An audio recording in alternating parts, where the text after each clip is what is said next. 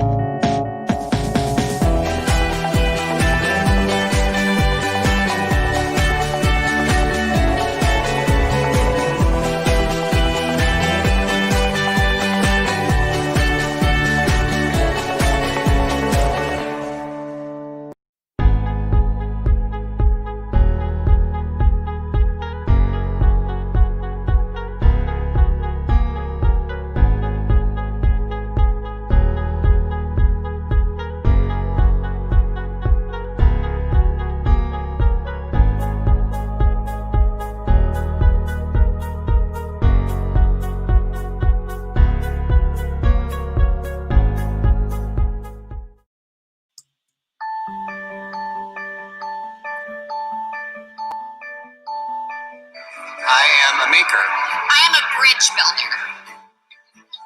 I am persistent. I am eager to help. I'm a risk taker. I am inspired by the possibilities of entrepreneurship. I am a leader. I am a thinker. I am a doer. I am a perfectionist. I'm an entrepreneur because if I don't make it, no one else will. We are actually able to develop processes that can be more efficient. My name is Cynthia Franklin. I'm Director of Entrepreneurship here at Stern. The Entrepreneurs Challenge is one of the largest and most intense venture competitions of its type in the country, and it spans over 8 months. The challenge literally walks teams step by step through the startup process, from idea to launch. The Entrepreneurs Challenge molds the entrepreneurs in 2 ways. First, it subjects them to rigorous analysis about their business. And second, it exposes them to tremendous mentors and leaders in the entrepreneurial community. And both of those factors help make their businesses 10 times better. Its primary aim is to support and provide guidance to all the students, alumni, faculty, and researchers who really want to create something new in the world of business. The secondary aim is to identify and reward those ventures being developed inside of the university and inside of the NYU community with the greatest potential to not only become viable businesses, but more importantly, become disruptive ones. Entrepreneurship is like strategy and theory in action. It brings together everything that you learn about business into a focused attempt to solve a problem and sparks creative ways of thinking about that problem. No matter how many ideas I think I've heard of, when I come to the Entrepreneurs Challenge, I'm just blown away by the creativity, the inspiration, the new ideas that this generation of entrepreneurs has to offer. We're working on an in-bed resistance training product for the elderly. A loyalty program for plant-based eating. Building a more efficient, powerful, and lightweight electric motor for electric vehicles. What I loved about the process was there were many people at NYU that pointed out gaps in our plan, right? So they said, you don't have this or you missed this. And so that iterative process of learning from your peers, from venture capitalists, from judges, from professors, really helped us make the plan sort of bulletproof when we did present it in the final round. It's been incredibly helpful. It's been very useful to have a structured process. We've had a lot of coaching, we've had the boot camps. It's forced us to progress a lot faster than we may have otherwise. It's held us accountable to deadlines. It's exposed us to a lot of really interesting people and mentors. I would say the one-to-one support that we get from the people here at Stern, I wouldn't think that you would be able to do that with this many teams, but it's been unbelievable for us. I think this competition challenges you in ways that you weren't expecting, and this actually comes up a lot in startup life. And so the piece of advice I'd give to everybody out there is to just keep going just have persistence, because if you keep making a little bit of progress every day, it actually adds up. It's important for universities to cultivate entrepreneurial talent because these are the people that are creating a new future for us. We try to bring people together to let them know they can succeed, they can do it, they can take the ideas, they can get a mentor, they can get an opportunity to look out at the world, and in a little bit of a formal sense, they can look around and say, gee, this is a place where I can do things. Give them the opportunity to look inside themselves and try and figure out how can they convert that to a business idea.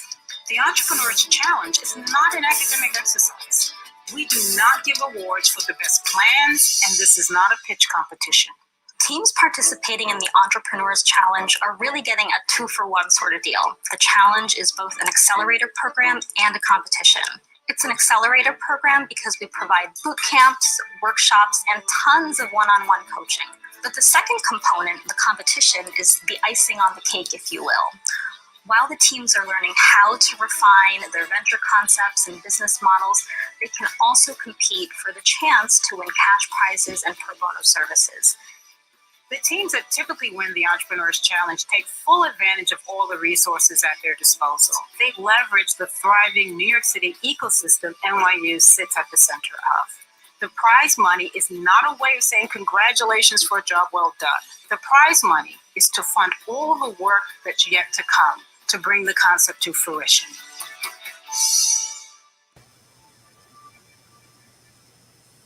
Hi, welcome everyone. I'm Cynthia Franklin, Director of the Berkeley Center for Entrepreneurship, and it is my pleasure to greet you and have you join us for this first ever virtual kickoff of what's now about over a 20-year tradition here at Stern. I'm going to, let me give you a little preview of what we're going to do today. I will walk you through some of the high-level details related to the Entrepreneur's Challenge and what the program is. And then you're going to have the pleasure of hearing from 2 of the teams or 2 of the founders who have gone through the program, and they can talk to you about their experience. And then, of course, we'll be sure to allow enough time for you to ask questions, of which we're sure there are many. So we might as well just dive right in. The Berkeley Center for Entrepreneurship basically exists to nurture and identify talent at NYU, and we do this in a variety of ways. NYU actually has a thriving ecosystem of entrepreneurs. In fact, and a fun fact is that over the last 5 years, NYU founders have raised $20 billion. And we are consistently rated within the top 10 business schools in terms of fundraising. A big part of that ecosystem, of course, is the Berkeley Center. And our flagship program is the Entrepreneur's Challenge. The Entrepreneur's Challenge consists of 2 competitions. And I'm going to give me a second to have my slides catch up. Keep going. There we go. Up, back one. There we go. The Entrepreneur's Challenge actually consists of 2 tracks, if you will, within one. And so there's the new venture competition, which we'll talk about a little bit later, as well as the social venture competition. Next slide, please. We've had the pleasure of working with literally thousands of startup founders since the inception of the competition. Some notable alum are Pinterest. Yes, Pinterest, it's not well known, but before they were Pinterest, they were Tote. And they worked on an idea here through the challenge. They didn't win that year, which is interesting. They came in second. But the roots of the concept actually started here, and they also found their very first investor through the program. Beyond Good, which was formerly Matacast, is an innovative social venture that is the first bean to bar chocolate company to come out of Africa, specifically Madagascar. And what they have done is developed a business model that produces chocolate as well as provides an economic engine for the farmers of Madagascar to help develop schools and other programming for that island country. And also, an alum is Cosmology, which was acquired by Amazon. And it was started by an MBA student some years ago who actually was a Juilliard student, came to Stern, heard about the competition, and wanted to find a way to actually stash his comic book collection. And before his wife was threatening to throw them out, and Cosmology was born. So we have a tradition that we're very proud of here of nurturing startup founders. Next slide, please. So here's the nitty gritty. The competition in total will award $150,000 in prizes. The prizes, that's in cash. And that will be in seed capital, and we'll talk a little bit more about that. There's also an element of prototyping grants, which are provided to those who are accepted into the Accelerator program, and that's also made available. We'll talk about that later. And pro bono services, which is not included in that 150,000 number. So the 150,000 refers to the cash. And plus, there's a significant amount of pro bono legal, accounting, web hosting services, and all other types of services that a startup founder will need to get themselves launched that we also provide that is not factored in. Next slide. You can go to the next slide. Okay, so here's how it works. There's two phases. The first phase, which is our accelerator phase, will start in December. So what will happen is you will apply in November. We'll get into details later. I keep saying we're going to get into details later. But basically, high level, we start the accelerator portion in December. That runs through April. Then the competition itself will be April, ending in May. Next slide. Two phases. First phase. Next slide. First phase, the Startup Accelerator. So just like other accelerator programs that you're probably familiar with, there is an application process. That process requires submitting a concept summary, which is a very brief document that will outline your idea, what you're working on, up to 3 pages. We also ask that you submit a video that will provide additional context around the idea that you're working on. And that will be due on November 10th at midnight. We're 11:59. So we're very specific about that. Next slide. The concept summary needs to answer 3 very critical questions for us. One is, who will care whether or not this venture exists? You probably have heard all the stats that the number one reason why ventures fail is because they neglect to develop a product and adequately identify a market need. So this will answer that question in terms of who are your customers, who is your market, and why will they care? The third thing we want to know is how you know. Why are you so confident that this is something that people will care about, and why?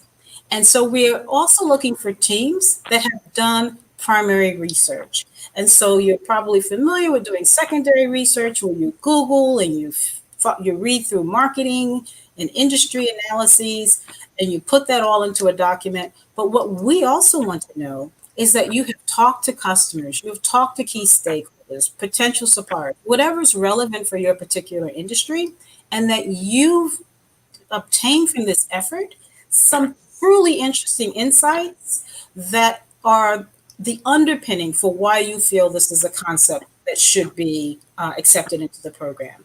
Next slide, please. So just high level recap, the concept summary should indicate a deep understanding of your industry, your market, and your customer based on extensive secondary and primary. In fact, if I had a pen, I would underline primary research. I cannot emphasize that enough. So for those of you familiar with C Blank, you'll know this to be customer discovery. That's what we're looking for. Secondly, we want you to explain why your product or service will be significantly better than the status quo. In the startup world, we have this 10x where we say that to be radically superior, a new product or service should be 10 times better than what's already out there. So we need you to make the case for us that this is going to be so much better, because so often we see founders that come up with ideas and it's they're okay, but it's not clear to us why anyone would be like, whoa, I've been waiting for this my entire life. So we'd like to see that.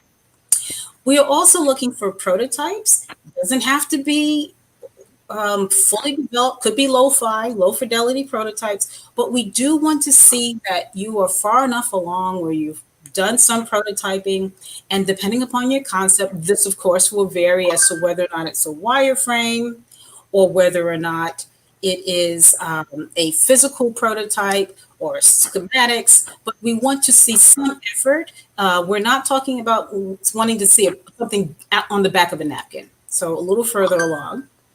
And then lastly, there is no such thing as a risk-free startup.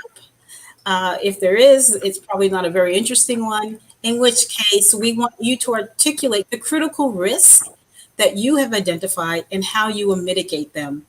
And it's actually very important to identify these risks, because if you don't, and our evaluators go through and they sense that there is some risk there and they haven't been identified, it's usually a red flag, because we fear that the team is being naive. So don't be afraid of pointing out risks. We know this is still very early in the process. There's a lot you have to figure out. We just want to know where you're going and how you're going to get there. Next slide, please. Phase 2 is the venture competition. So you're accepted into the accelerator that runs through into April, and then you'll be submitting a startup plan.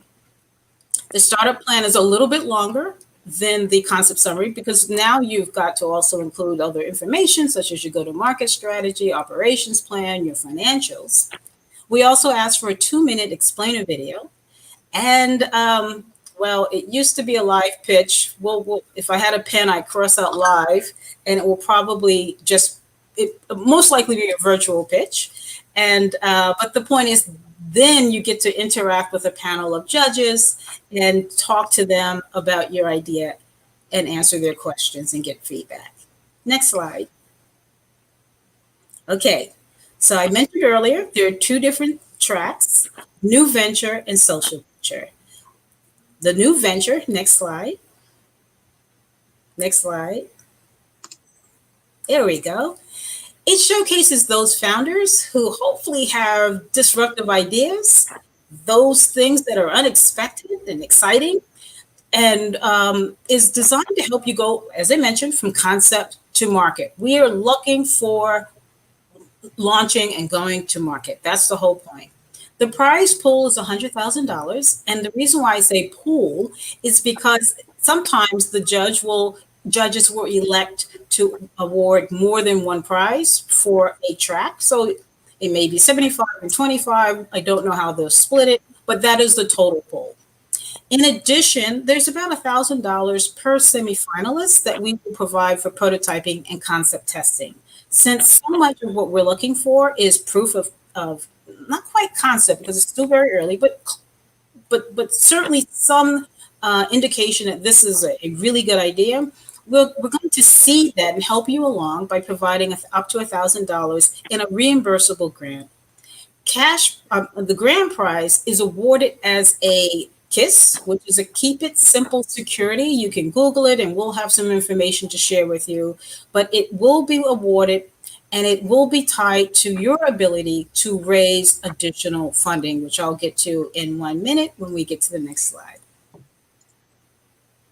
Okay, so here you'll see in terms of eligibility, there are certain sectors that are not quite right for this competition. Doesn't mean that we won't work with you through the Berkeley Center with a lot of different services above and beyond the Entrepreneurs Challenge. It just means it's not quite right for this competition and for this program and this accelerator. So we are not looking for consulting. We're not looking for franchises or retail syndications. If you have any concerns or doubts at all, whether or not you would be eligible, reach out to us. The other exclusion we have is regarding how much money has been raised. So if you've already raised $250,000 in outside financing, or you're already cash flowing and you already have sales within the past 12 months that exceed 250,000, then this is not the program for you. We are looking for a pretty early stage. And if you're already doing this, again, we can help you if you need resources. But this program is designed for those who need a little more, who are starting from a little further back than that. Fundraising status, I alluded to earlier. The companies with the best opportunity for winning are those that are seeking funding or expect to be in the next 12 months. And I refer back to the fact that the grand prize will be a KISS. So we will be looking to make an investment alongside your first investors in terms of the fundraising status. And so that's, I wanted to be sure to drive that home. And then finally, in terms of the team, you need to be part of the NYU family and by at least have somebody on your team who is a current NYU student or a Stern graduate. So a current student. Now that doesn't mean you have to be, all your team members have to be NYU affiliated. It just means that the primary person, the person who is driving this venture, is either a current NYU student or graduated from Stern. And then lastly, to help offset the expense of the program, we do charge a small administrative fee, $25 per student. So if there's 4 students on a team, $25 each, $50 for alumni, and for any non-NYU people on your team. So it's not unusual. You have someone who joins, they have a friend may be from another school, and so that's what we mean by non-NYU. Next slide. The social venture competition supports the growing number of alumni and students who are really interested in tackling social problems here and abroad. And I should say also, in light of the unbelievable year this has been, in general, I will say that the bar will be a little higher for both the social and new venture competitions with regards to looking for concepts that are consequential, that are working on big ideas and that will have an important impact on society. Doesn't mean you have to be a social venture, but I just think it's important to note. So for the social venture competition, though, it is all about tackling social problems.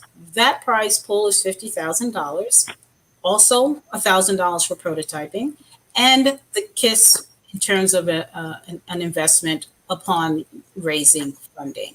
Next slide. Sectors are pretty much all.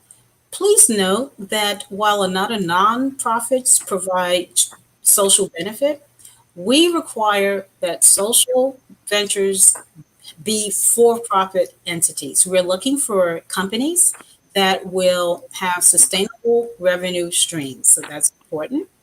Similarly, in fact, all the rest of the criteria are the same. So for the sake of time, I won't go through them all, but the eligibility requirements are exactly the same as for the new venture competition that I just went through. Next slide, please. I just want to share with you some of the partners that work with us, and if I just send out good energy their way, shout out to them, because without them we couldn't do this. But this is just to give you a sense of some of the partners that will be providing the pro bono services that I alluded to earlier. And also, some of them also provide advising and help throughout the process, and you'll be encountering them but throughout the program. But I just wanted to point that out. And we're constantly updating and adding to the partners list. Okay. Resources. They fall into three main buckets.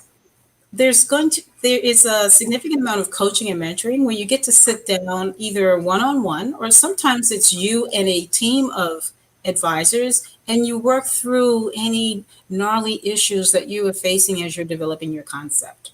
There's the prototyping grant, and we also have coaches and mentors, by the way, that can help you figure out what your prototyping strategy should be. And then lastly, we do offer boot camps and workshops on developing your business model, on pitching, on finances, and on a variety of different topics. And so the resources that you get as a result of the program fall into those three buckets. Okay. Last, just to give you some important dates and deadlines. And if you've registered for this, then you'll be getting a reminder that will kind of recap. But applications will open on October 5th. That's when you will submit your concept summary and 5-minute video. I'm sorry, that's when you can start submitting. You don't have to have it done by October 5th. November 10th, at right before midnight, is when they're due, and then we shut it down. Then there will be about a month when we send your applications out to our evaluators. And then we go through our process, and then we will let you know who has been accepted into the Accelerator program. Typically, we have a venture showcase in late February where you are exposed to the local startup community. You have to understand that some of this is tentative in light of the current situation. The semifinals are on the 16th, and then the finals would be May 14th. And that's when you have your startup plan and your 2-minute video plus your presentation as your criteria. Next. All right. If you haven't done so already, we invite you to follow us on all social network media at NYU Innovation. And that way you'll stay up to date on all that's going on, not just with the challenge, but with all the other programs that we offer. And I'm going to turn it over to Phoebe Punzalan, who is our Associate Director at the Berkeley Center, and basically has the enviable task of managing the day-to-day of the challenge. Thank you so much, Cynthia.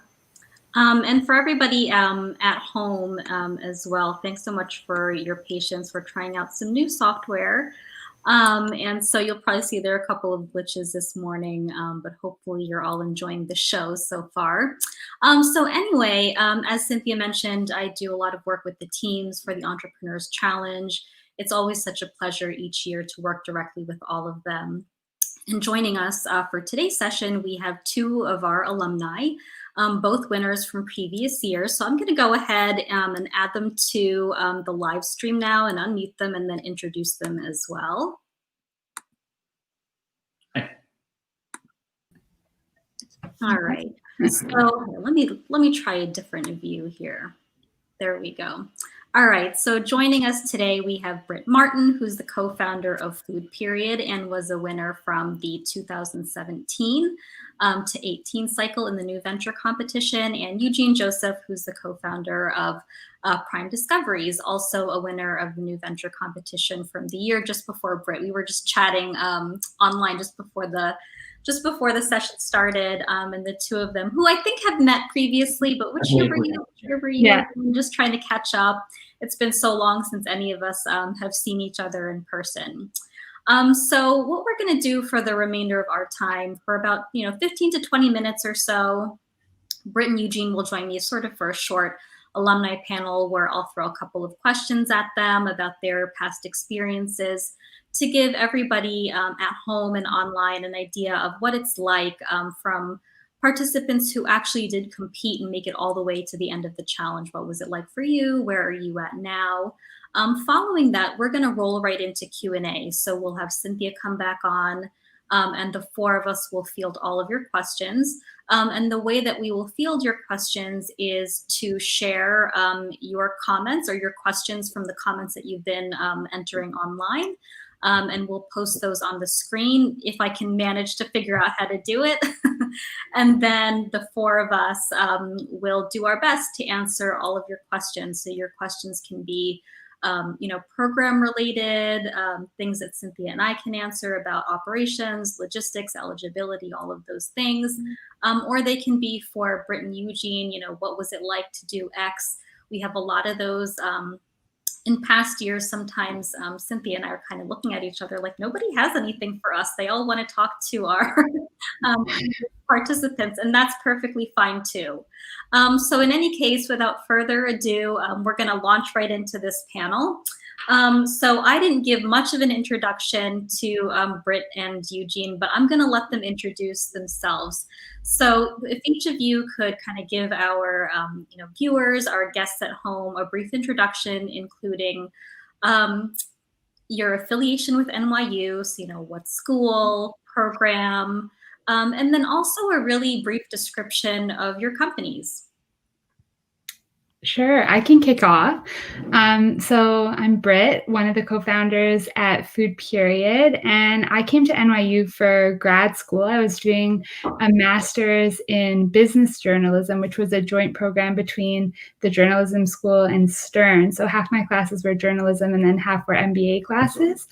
And I think it was like a great opportunity to kind of get exposed to the business side of what was available at NYU, and kind of inspired me to get involved in entrepreneurship. And Food Period, we design functional food products based on nutrition practices that help support and improve women's menstrual cycles. And so it is definitely a challenging space for women. A lot of women, when they go to their doctors for any sort of period-related problem, they're often recommended the birth control pill as kind of their only option. But there's a whole host of other options in the natural and integrative health world. And so we make those more easily accessible and simplify them so that women have another option for supporting their cycles and the symptoms that sometimes come with them.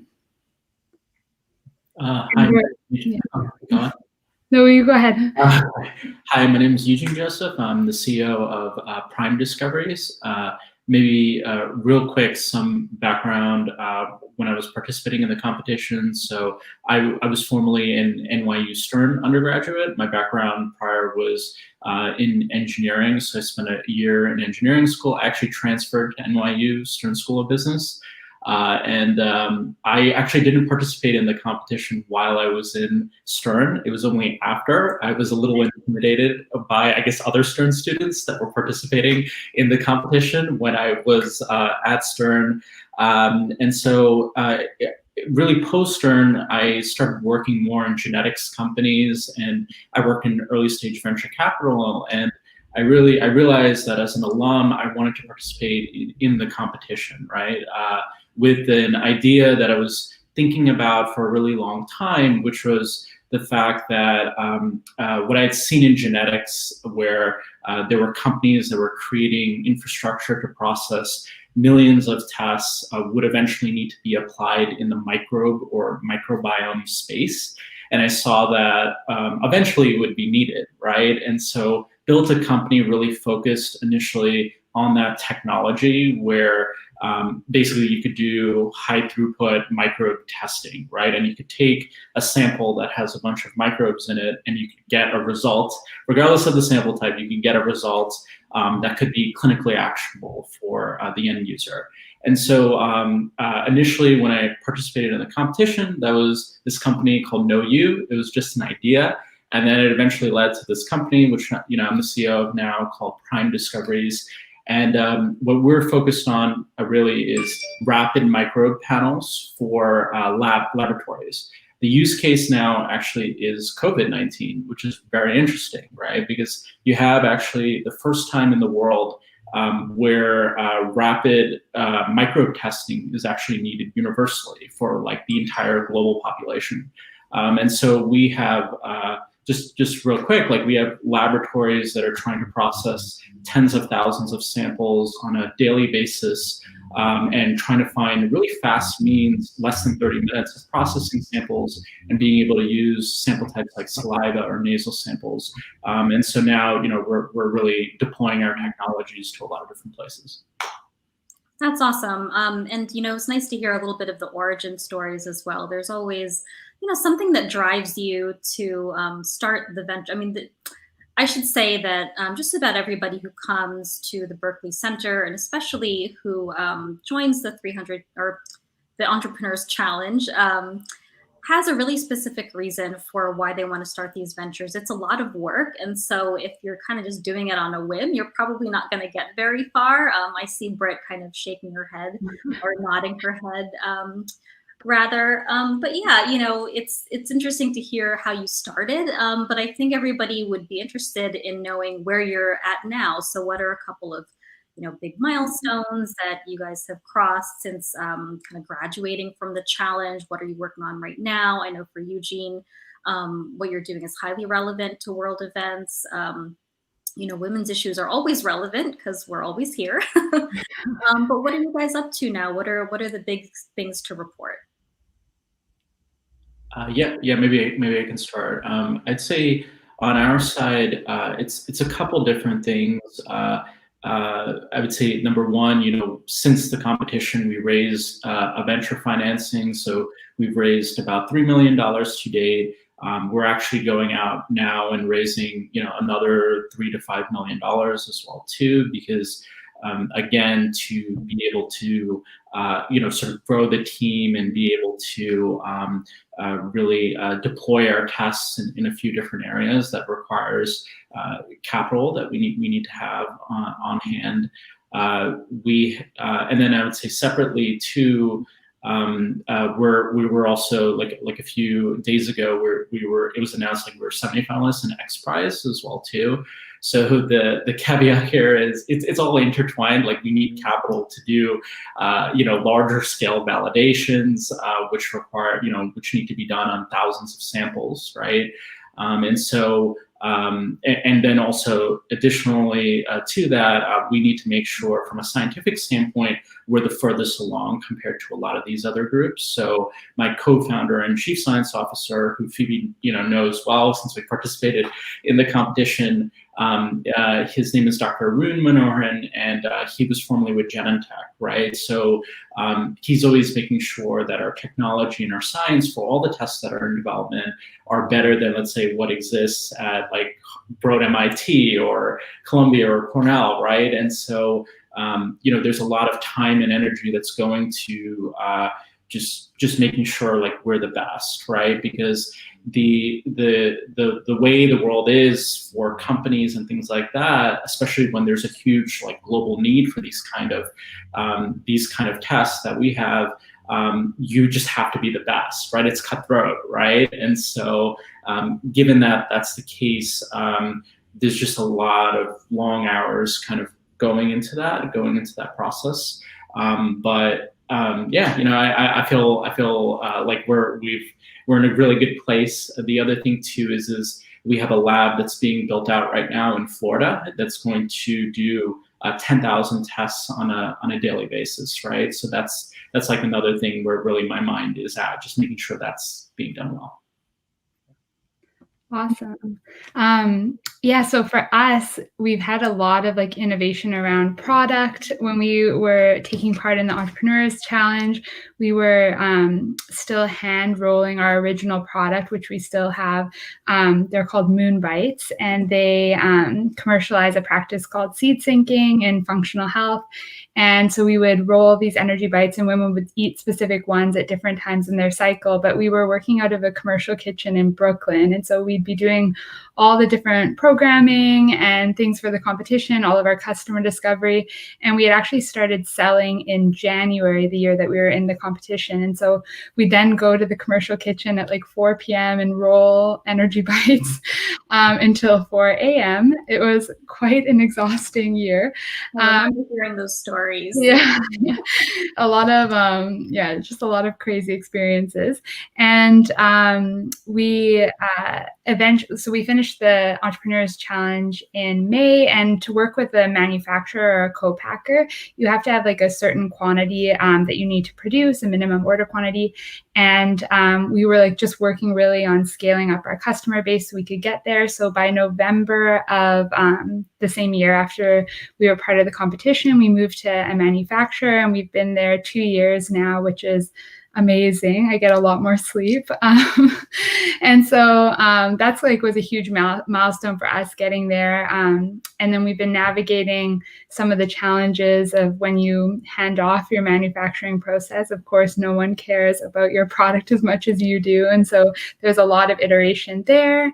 And then at the beginning of the pandemic, one thing I'd say that we really took from the Entrepreneurs Challenge that we carry through to our everyday lives with Food Period is that we really still talk to our customers every single day. Like they're the people we go to for every idea, feedback on any changes. We want to know what they love, what they don't love. And what we heard from them at the beginning of the pandemic was, you know what, we love your product. It's really helped our periods, but we can't afford it. And that was a huge eye-opener for us because accessibility is a huge thing. And we'd known for a long time that we wanted to create a more affordable version of this practice. And so we launched our Moon Seeds, which are just the exact seeds that you need. And they're a third of the price of our Moon Bites each month. And so, we brought that to market. I think we had the idea for it after hearing this feedback and brought it to market within like a month. It was very quick. I think that that's probably some of the things that I'm most proud about that we definitely learned in the competition, both through the programming and what our coaches told us was just always be looking to your customers and build things that they want. And it's been great to be able to see people who might not have been able to continue to benefit from these practices, continue with them, even with the changes in their financial circumstance and everything that's happening in the world. Yeah, and that's such a key thing.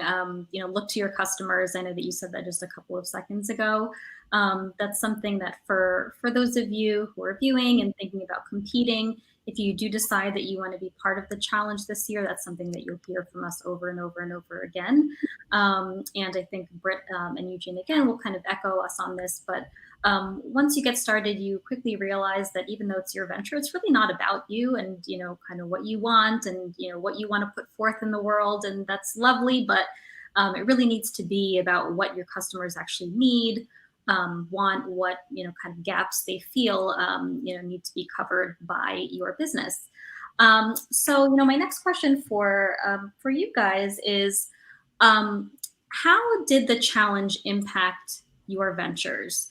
Was there, a moment at which, it helped you pivot or simply kind of gave you an aha moment, or provided you with a much needed contact or resource, or maybe more than one of those things? Feel free to share. I'd say all of them. I think that we kind of went into the challenge looking at it as an accelerator program. Actually, interestingly, we were accepted into a well-known food accelerator program, I think in February of the year that we were doing the challenge, and we actually didn't take the spot because we felt like we were getting everything that we needed that they were offering from the Entrepreneurs Challenge without the equity dilution. So I think that we really got like all those aspects from the coaching to the different like programming that was available. I mean, I think one great thing about the NYU network is that a lot of people in New York have a connection to NYU through some way. And so you wouldn't think of people being so dedicated to their alma mater for being such a big school. But if you went to NYU, and someone else went there, they're super happy to make the connection and help you out. And so I think we often needed like really niche like help in niche areas. And there was always somebody who knew someone to connect us with. And so we made sure to go to all of the programming, like anything we could sign up for, we were signed up for. And even if we didn't really know what we were going in to get out of it, there was always somebody who asked like a really astute question that like kind of changed our way of thinking about something, or challenged us on an aspect that we had just maybe assumed, versus like having customer discovery or feedback on it. And so I think, yeah, all of those things. Yeah, I would actually completely agree with Britt on that. It helped us with so many different things to the point where I'm not 100% sure like where we would be at with my company right now if we actually hadn't participated in the program. The reason why I participated in the program was, one, it was like to de-risk a little bit more about the idea. But it was also partly because I wanted to work closely with my co-founder, right? And before, let's say, I quit my job, or before, I went all in on this, I wanted to kind of see what that experience would be like, right? Just working in a high stress, like, let's say, well, I'm not saying this is the most stressful thing, but I'm just saying. It's okay. But just working in a little bit more of a, kind of stressful environment. And yeah, I mean, it was good. It went very well, because of that. The other thing too is like, Phoebe just mentioned it, but just like really honing in and speaking with potential customers, right? And so the initial iteration of our idea was just more focused on like the gut microbiome and understanding, and if you had a test that could potentially make food recommendations or, diet recommendations, or, really being able to understand like what that meant for like conditions like IBD, things like that, like conditions associated with your gut microbiome. And we actually had, when we did our finals presentation, we actually had people in the audience come to us and be like, oh my God, if you guys launched this would be incredibly, valuable for us. We could see us like actually purchasing something like this, right? And we had some of that feedback beforehand, but also just to hear that from people, that was actually much more valuable than prize money, right? And also, I just want to kind of make this note, like I never went into the competition with regards to like, with regards to the focus of like actually winning, prize money or anything like that. That wasn't really the intent at all. And we would have been fine if we had it, right? I think it was just more getting some external validation, being sort of put on a track where, I really needed to hit deliverables, along that way. And then also building a closer relationship with my current co-founder. Like I went to his, wedding in India, right? I mean, this has now been like a 3 to 4 year relationship. And so I really owe kind of this competition for really setting, being the inception for all of that. Yeah, those are some really interesting points. First, that's kind of the first that I've heard, but it makes so much sense. I've heard, I joined the competition because I really wanted the structure that it provides. I needed coaching. I needed, to brush up on my startup skills. Trying on your co-founder for size, that's also a really good kind of use case for joining the challenge. See if you like them before taking the plunge. That's interesting. But yeah, I mean, certainly there are a number of reasons. I can't remember what my second point was, but let's roll into the next question, which is, as we're wrapping up here, I want to there are a ton of comments coming in. I'm surprised and also thrilled that people are engaging, but I want to leave time for those questions. But last question from me, anyway, for the both of you is, what advice would you give to potential participants in the program? I'd say a piece of advice that we got early on that I think was really integral to us, not only like winning the competition, but then also like just getting to where we needed to be in the business to like move forward after it and make use of the funds, was to start selling as soon as we could, like to start having customers, even if they're not paying customers. Ours were, just because we were making a product, but you don't necessarily need paying customers, just have customers. I think that helped us really like learn on the fly and iterate in real time, like based on real customer feedback. Like every month there was a new flavor of Moon Bites, or, you know, we had a different like format or new packaging or something. And so every time we were coming into Stern or, you know, meeting with judges or coaches, we had something new to show them. And I think that really like spoke to the our success in the competition, just seeing that like real-time iteration. And I think we might have been the only team in the finals that had customers. And so I think that just is like a great proof of concept to come in with at the end. And honestly, if I look back, I'm so embarrassed at what we were selling in the early days. It is not something I would happily sell today.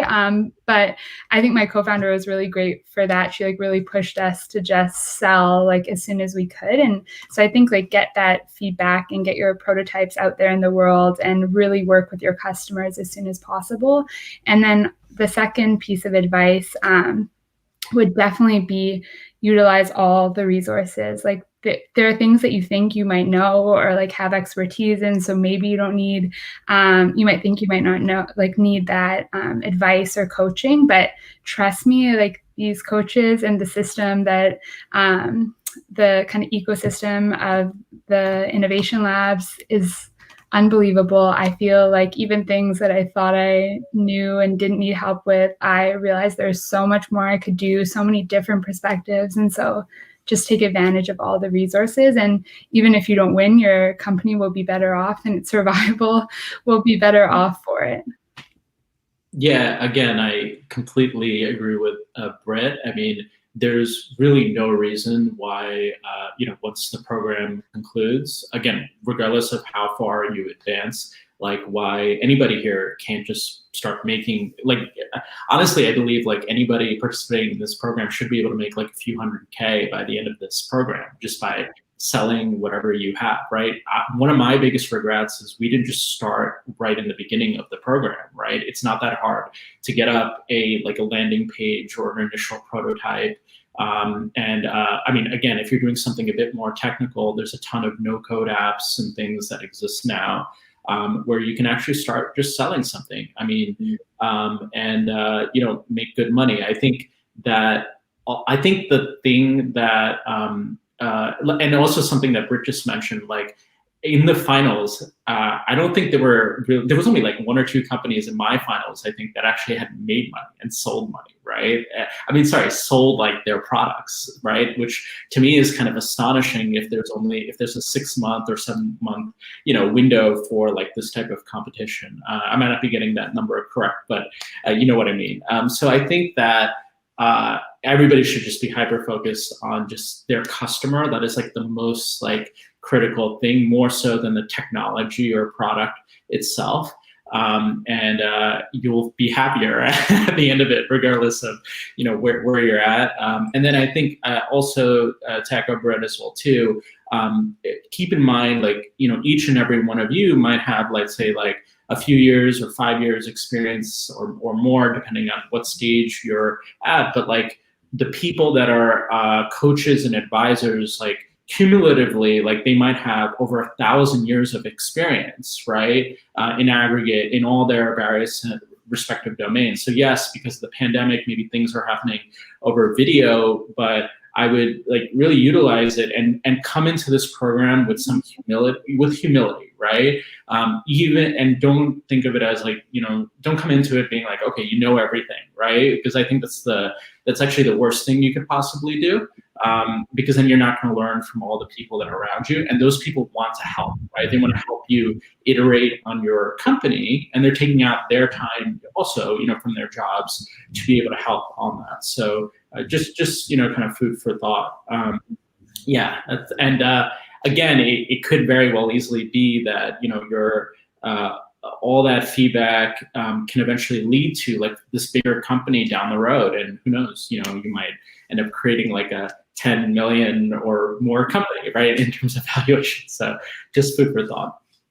That's all really good advice. And I mean, I think it is a good litmus test, as Britt said, to look back and, be embarrassed about what you first put, within reason, of course, but to be embarrassed by what you first put out. Although I will say that we did not have a problem trying any of the samples when you guys were. We're very generous Case testers. Yeah, so with that, let me add Cynthia back into the mix here. So give us a second.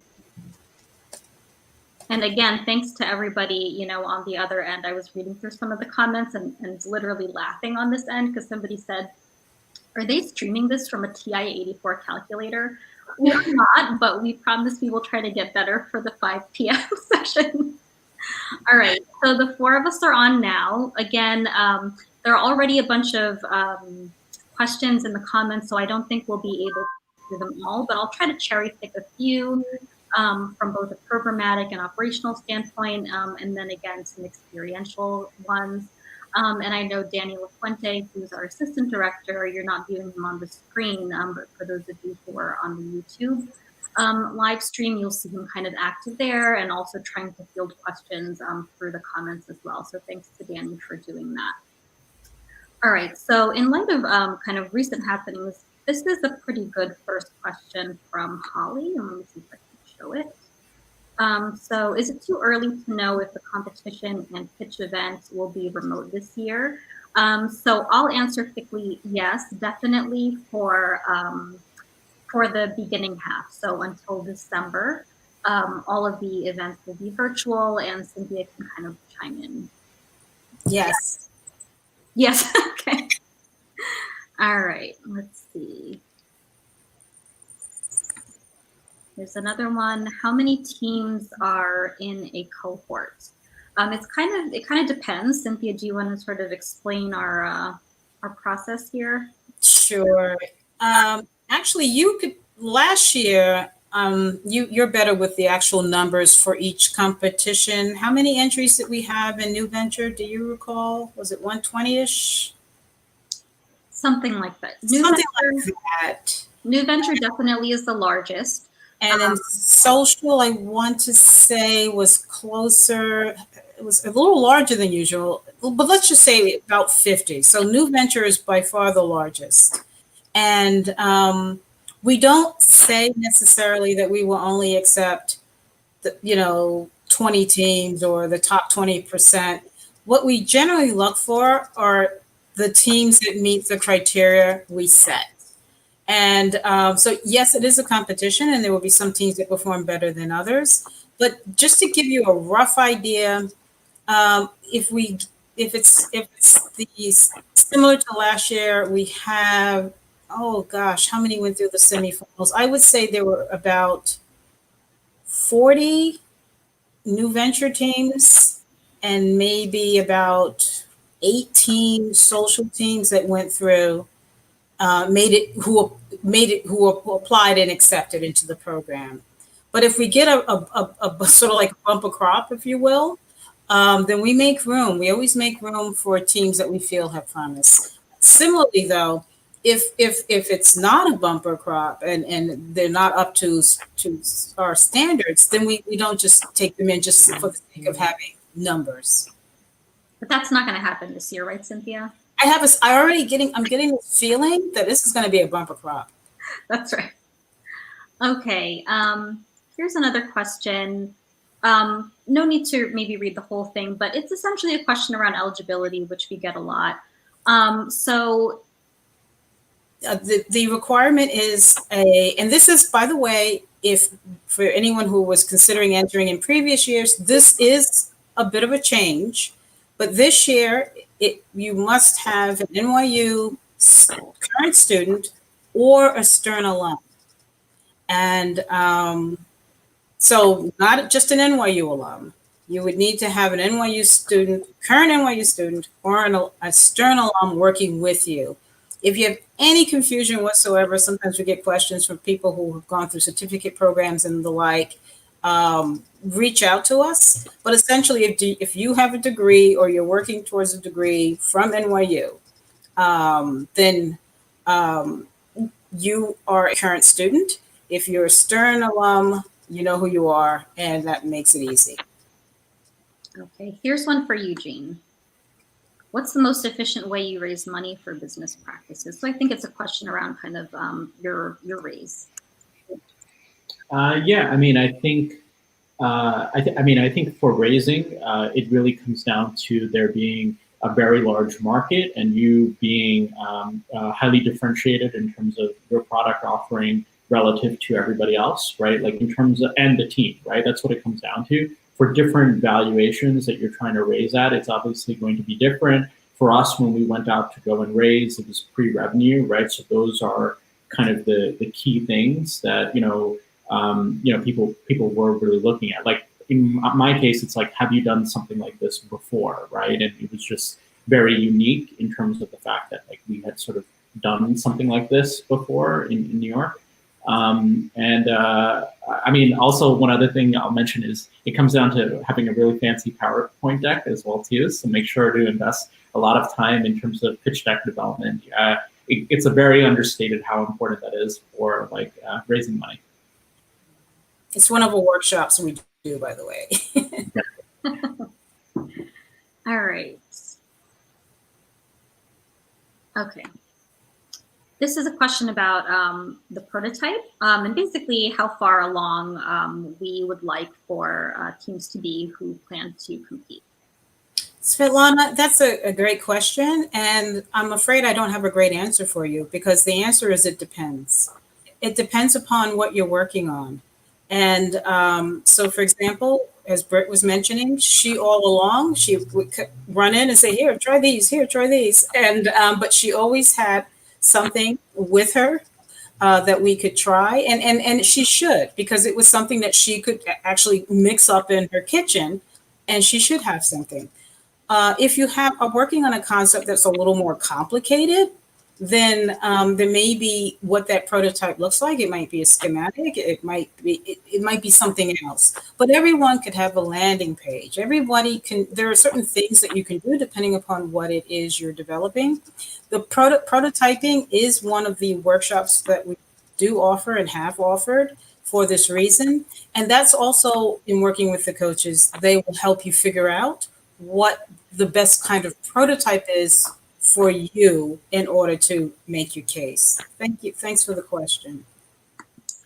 Okay, Anshul has a question that says, what about the challenges and some tips? So I know that we heard from Britt and Eugene about kind of advice for entrepreneurs. And I don't know if I'm getting the essence of your question. But yes, for Britt, you were a student while you were competing. Eugene, you were working while you were competing. What are some of the kind of challenges of doing this program, and kind of balancing it with all of your other commitments? Maybe on my side real quick, I think making sure to manage your time well and not submit things at last minute. In my case, I submitted everything at last minute to the point where Phoebe would see me, 1 minute before the deadline. I'd come to the office, with things printed out. And also separately, like we weren't, even the initial application for the Berkeley competition just to participate. I mean, I was in San Francisco at a I think it was like Y Combinator's startup school or something, and then they announced that they had delayed the I guess it was the initial application window by like a few weeks for the Berkeley competition. So that's the only reason why we got to participate, because of that little delay, right? So my advice is just don't wait till the last minute and make sure to carve out time in your calendar so you can work on things beforehand. Great advice. Great advice. Yeah, I'd add too, we kind of touched on it earlier, but just don't be too married to your initial solution. Like be more obsessed with the problem that you're trying to solve, because you'll get a lot of feedback throughout the challenge.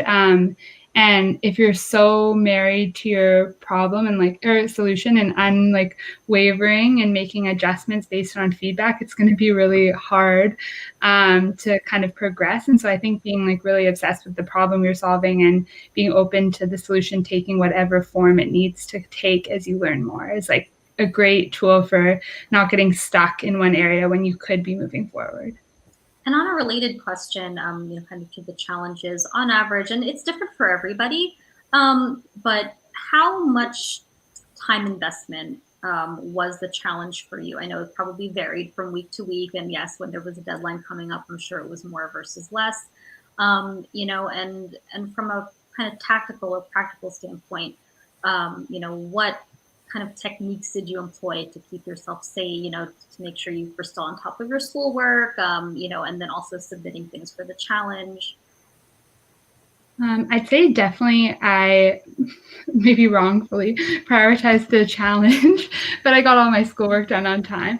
But I think that we basically thought of like everything we were doing to grow the business as like related to the challenge. So everything that we were doing in terms of like tactical things for the business, we tied into what the next deliverables were in the challenge. And so, I mean, that's first of all, like an easy roadmap to follow in terms of figuring out what to do next as you build your business. But then also it helped because it's not like we were doing all this other stuff for our business that was unrelated to what we needed to do for the challenge. So I think actually, if you do it that way, like the amount of time is just really documenting like what you've done and what you've found from it and really like putting that to paper. So I don't think it's a huge time commitment in like that actual process of like documenting and sharing what you've done, as long as you're following the challenges framework in building your business.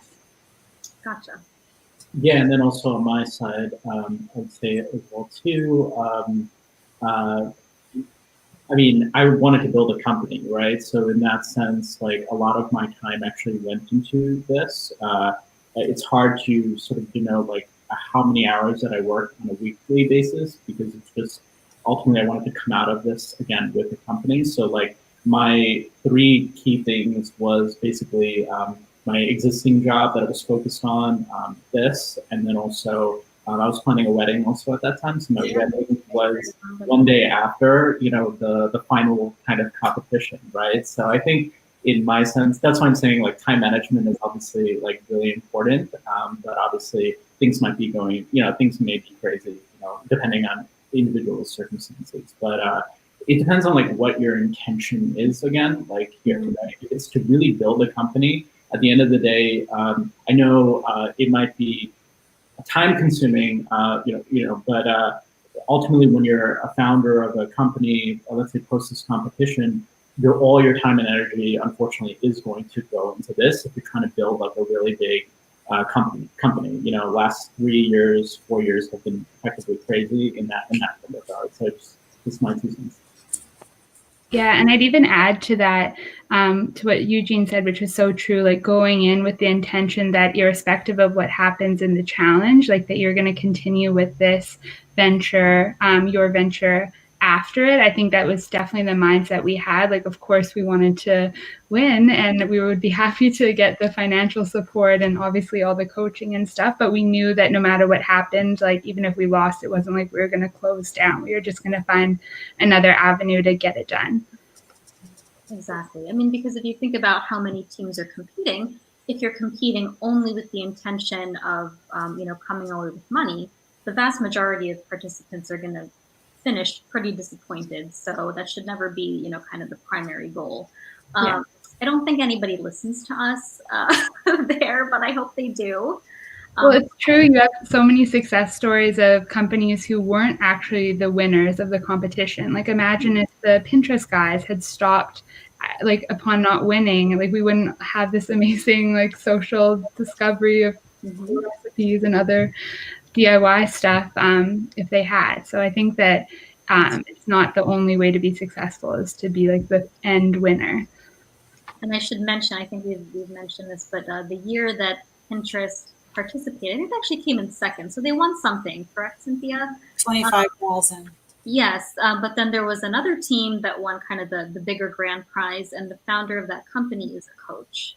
So just keep that in mind, for those who are kind of listening to Britt and Eugene say, oh, you should really listen to the coaches. You really should. They do know something a little bit. So Cynthia, this is a question again about eligibility for us, but related to the venture side and funding. Because the money is awarded as a investment, likely, then being a nonprofit could present some challenges. It's not impossible for some nonprofits have for-profit companies that operate under their fold. So I would direct you to one of our legal help desks so if you already have a legal structure in place or you're going to put one in place, they can help you think through how that should be done. But as a nonprofit, you would not be able to receive equity investment. And that's a big piece of how the money is awarded. We're looking for raising funds. So don't not participate, but definitely reach out to us and we'll help you get more information to answer, based on your particular situation.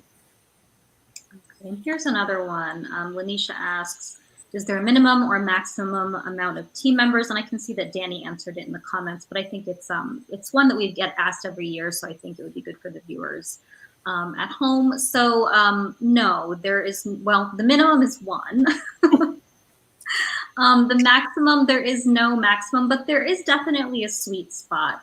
We had a winner a few years back with 5 founders, and by some miracle, they really were able to find a niche for each of the 5 members. But in past experience, once you hit, 4 or 5, at this early stage, it tends to be a little bit too many hands in the pot, but it has been done. So I think it's a matter of, the team collectively finding a job for each person to do, and being able to divvy up the tasks, and just manage what needs to be done in that way. So both Britt and Eugene are teams of 2. If you want to share, what kind of that was like, to have, one other co-founder, and now that your teams are growing, what that's like as well, maybe that would be helpful.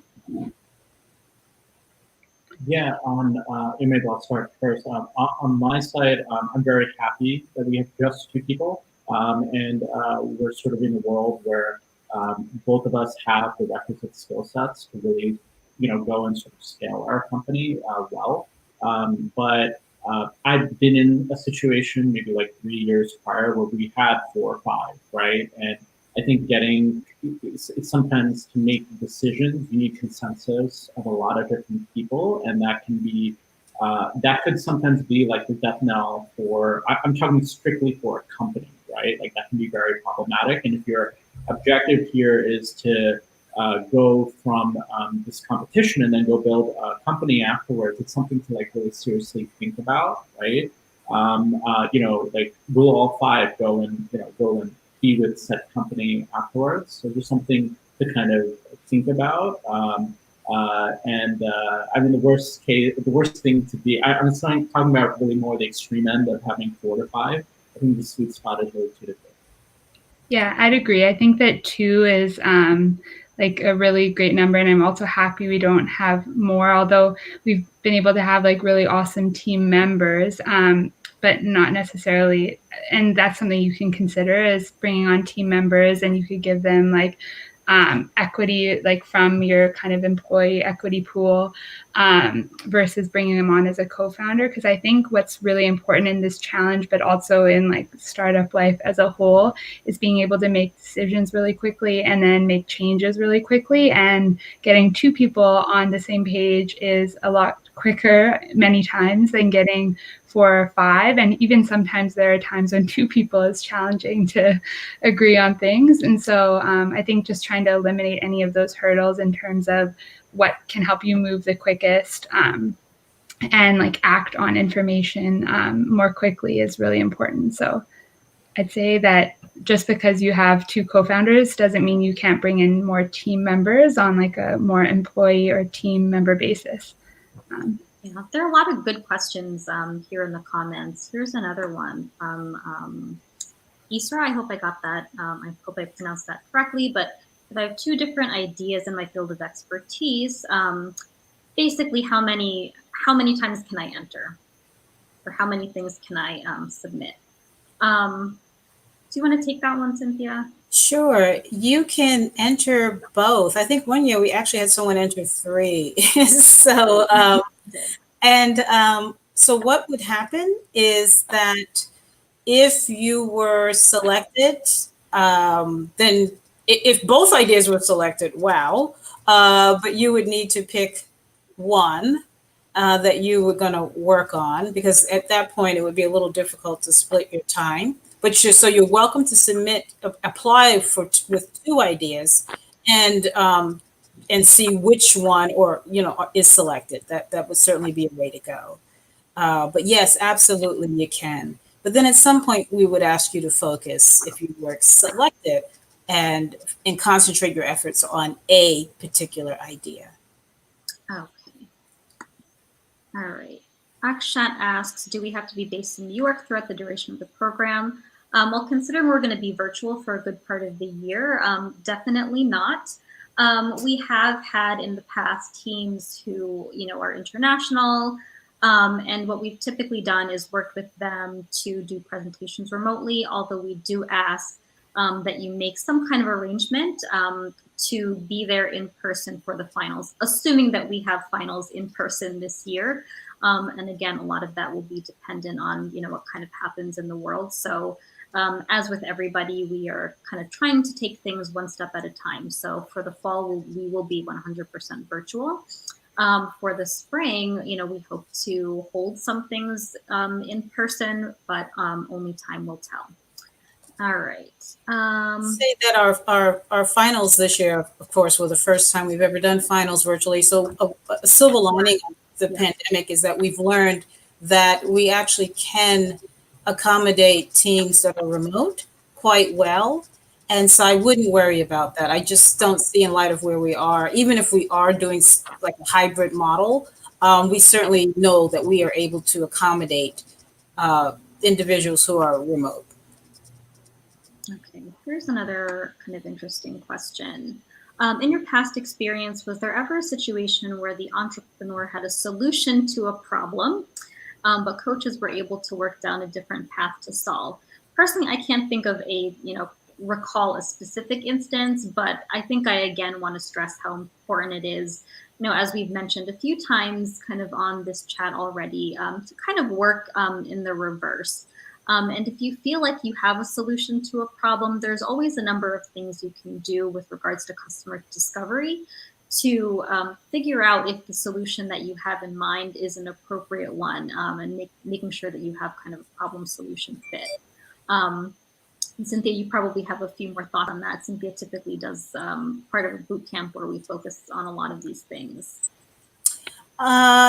Coaches advise, they share advice and resources and networks, but ultimately it's your venture. And so the decision, the path that you take is yours, it's your vision. I will say, like, a good example, quite frankly, was Pinterest. So when they pitched, it was Tote. There was this particular, I won't go into the whole story, but there was this particular feature of this app called Tote, which involved pinning things that you wanted to come back to.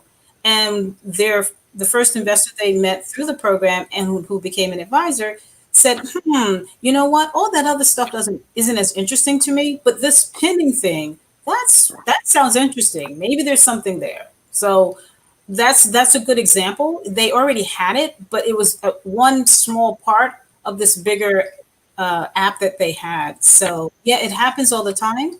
And but you're driving this. You're driving this. Okay, here's another question. Do all team members have to be committed and involved in the program? Some of our team members are part-time. Yes, that's fine. And again, I think it's not exactly the question, but again, as Britt was mentioning, you have founders who are fully committed, and then you can kind of bring on other team members as well who contribute in different ways. So not everybody on your founding team is going to be a founder. It may be that you have 2 founders, and then you have somebody who helps you with marketing, although you wouldn't necessarily call that person a founder, and their level of involvement can be, whatever works best for you and your team, really. Okay. I think that's about it in terms, I've kind of been scanning through the comments here. I think those are the big things. And if you have a question that hasn't been answered and I'm not seeing it here and not posting it, my apologies in advance. Although something else, there was one here. Oh, okay. Here's another good one from Svetlana, actually. What are you looking for in a 5-minute video, a 5-slide deck, or something else? This is getting a little bit into kind of the nitty gritty, but that might not be a bad thing. Cynthia, the question Sure. So that initial submission, 3 pages, and we have a very extensive guidebook on what we're looking for. So you'll do 3 pages written. But then there's also context that you'll want to bring to the written, that it might have to do with, say, about the team. It may have to do with the genesis of the idea. You might go into explaining how you went about validating your customer or your market. And so it's really up to you to use that time as you see fit, but it's not a pitch video per se, but because we only want a 3-page document, so that's pretty brief, we give you this opportunity. It also gives the judges a chance to get a sense of what's driving you and your team and this concept. So we've and judges, evaluators are just like everybody else. Some learn better from reading, some do better by visually. So we like to give you as much opportunity to make your case in as different ways as possible in that early stage. Later, of course, you'll get to see them in person and you get to pitch. But the initial stage, you don't have that luxury. There's so many that are coming in, so we don't have the ability to have you all pitch. So these videos are that way of kind of getting you in the room with them. And also in the materials that we'll share with you, we actually suggest some bullets of how you might want to use that 5 minutes.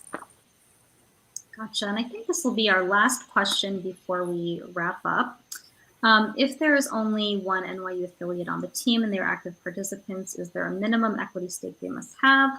And that's 15%. So that's a good, easy answer for our final question. Let me just see if there's any last ones that have come in. Okay, here's one last one. Question for Eugene. What was the prototype you had in submitting to competition? Yeah, the prototype we had then was being able to take sample data and being able to generate like sample microbiome data and being able to generate a consumer report with that. I'll be honest, it's very different from what we're obviously working on now with regards to COVID and things like that. But it was like maybe like a good precursor for us to really start. All right. Well, thanks again to everybody at home, first of all, for joining us. And again, my apologies for the little bit of echoing at the beginning and kind of the wonkiness with the software. And thanks for your patience and for joining us and frankly, for being engaged. It's really hard on our end. Usually what we're used to for this event is a room full of probably about 500 people where, we see your faces, we're able to interact with you. So for us, it's really hard to, and really strange to be doing a Q&A where we're just clicking on, people's comments, where we'd much rather, be able to see you in person. But obviously right now, that's maybe not the safest thing to do. And then thank you again to Brent and Eugene for kind of sharing all of your experiences with us and, great tips, great advice for those at home who are thinking about participating. So we'll leave you guys with a little bit of a closing slideshow on our way out. Oh, one question that I did see that I want to address, is there going to be a recording? I do believe that once the broadcast ends, you can come back to this link and it will no longer be live. It will be kind of like a regular YouTube video. And once we figure that out, we will shoot that out to all of you. We have everybody's email addresses from when you signed up, and we'll share things after the event. And for those of you who kind of joined maybe partway through, maybe you have something going on right at noon, do be aware that we are doing this again at 5 p.m. So you are more than welcome to come back for that if you so choose. So thank you again to everybody, and have a good rest of your afternoon. Thank you.